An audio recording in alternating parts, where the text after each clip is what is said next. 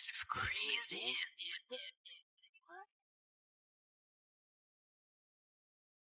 To the city, Sissoko. Deni behind the back, into the paint. Step back, got it from 10 feet. Beautiful shot. Avdija operating with 20 points. Great pass. Backing it in, and then off the bounce to Toumani for the tosses off. But here comes Sharpe, parachuting in to redirect and score. Maybe to Shaedon, even though Shaedon dunked on. Good read, Donovan. Yeah. Because, Kev, we saw Westbrook. Oh, hold on. They get fancy. They get fancy. Deni's going to the step-through now.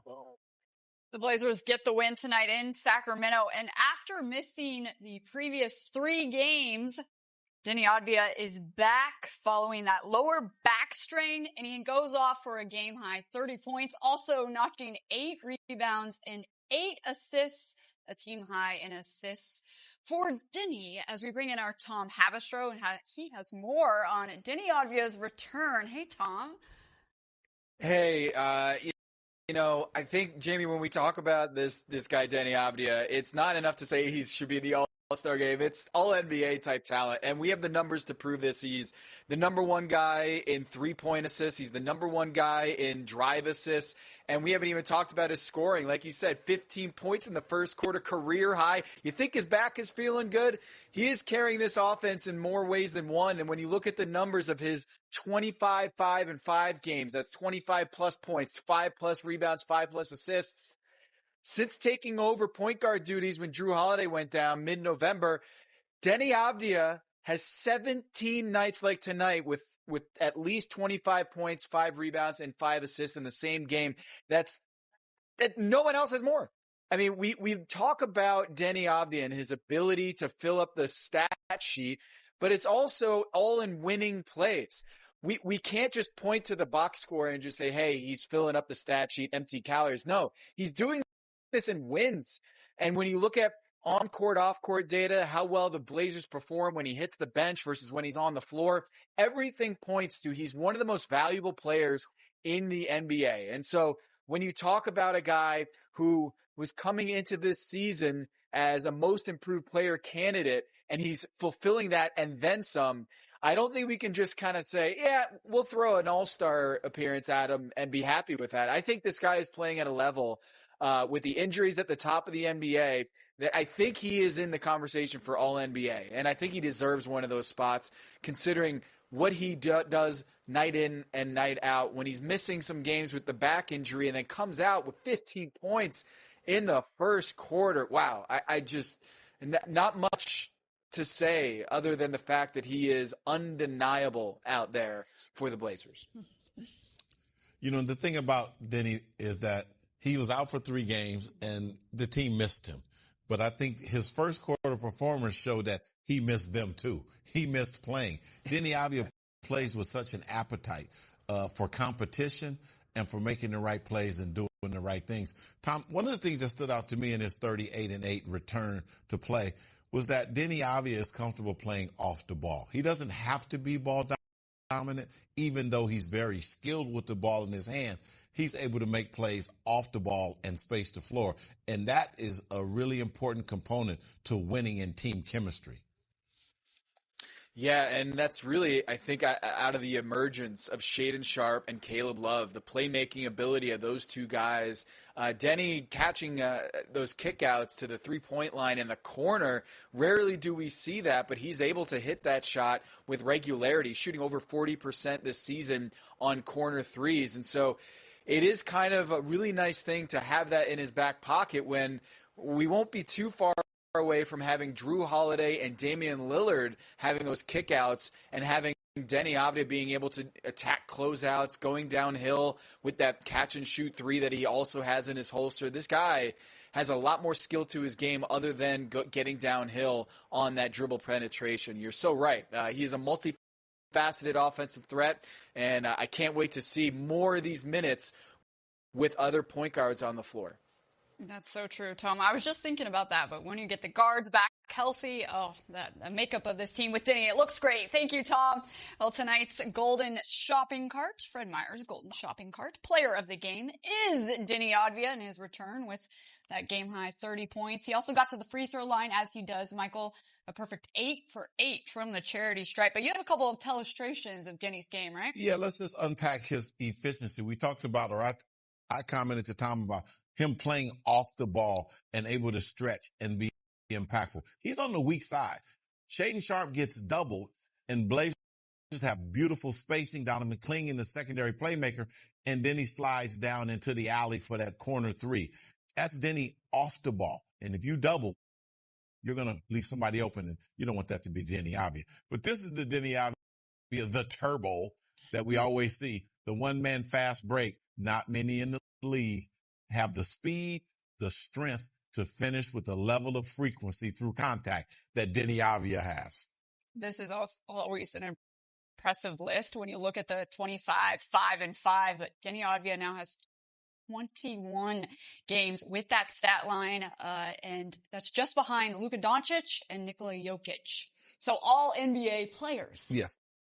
Mr. Production. I mean, Deni Avdija is so consistent at what he does. And I love it when we show league-wide how those numbers rank. It helps our fans understand that Deni Avdija is playing at that all-star, all-NBA, top-tier level.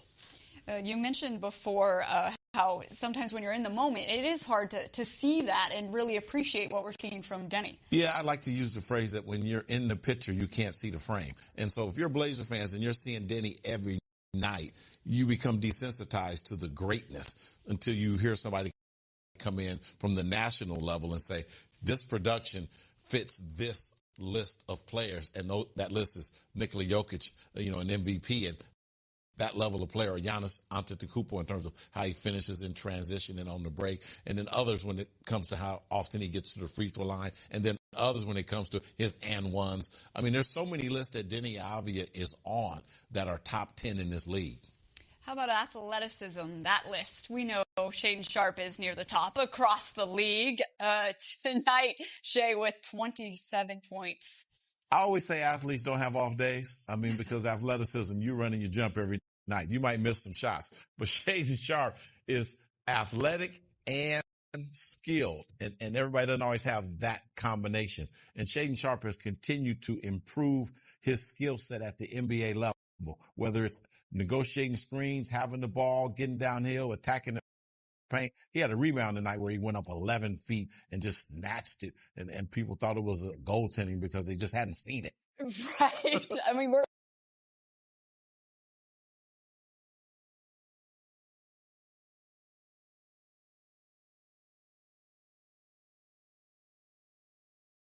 but he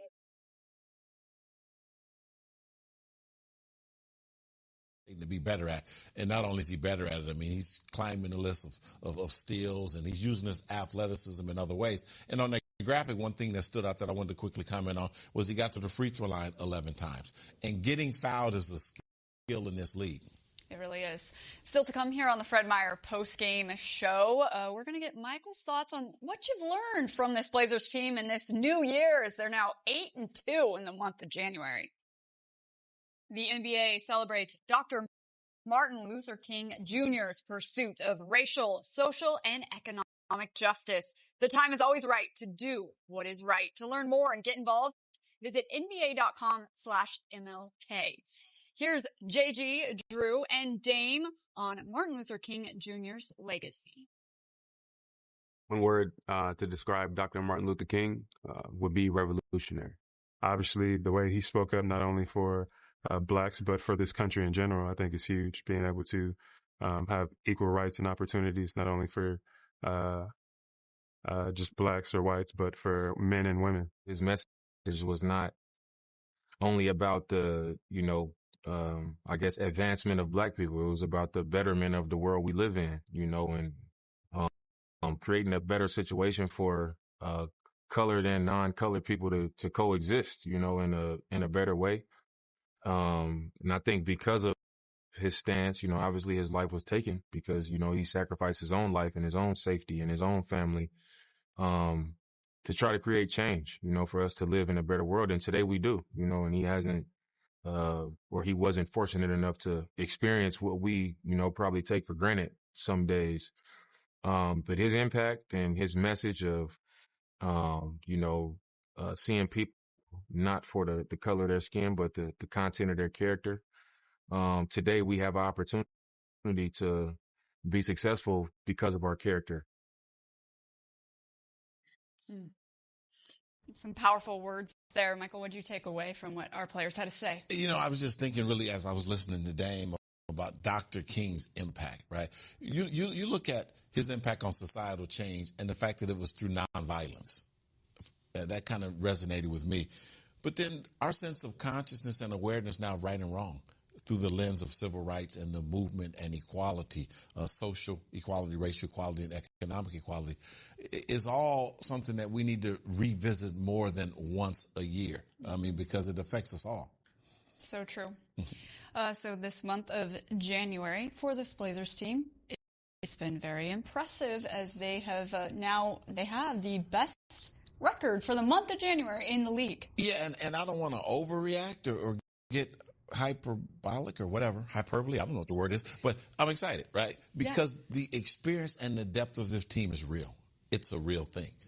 And as the Blazers get healthier, think about it. We're still not playing with Scoot or Matisse Thybulle, and tonight without Jeremy Grant, without Drew. There's depth. There's real depth on this team, and the guys that have stepped in and stepped up now have experience. So I just look forward to the rest of the month and February and the rest of the season because there's a lot of ingredients in the bowl. There is. It's still a lot to play, a lot of games to play. All right. Thank you so much, Michael Holden, for all of your insight tonight as we wrap it up here from the Fred Meyer post-game show. Portland getting the victory in Sacramento tonight. The final from the Golden One Center. Blazers 117, Kings 110. Next up for this Blazers team, they will be taking on the Miami Heat Thursday night. So a few days now to get healthy, to get some rest. Thursday's game against the Heat, though, will tip off at 7. Our pregame show with Brooke and Michael gets underway at 6:30. That is when we'll see you next, Rip City. Have a great rest of your night.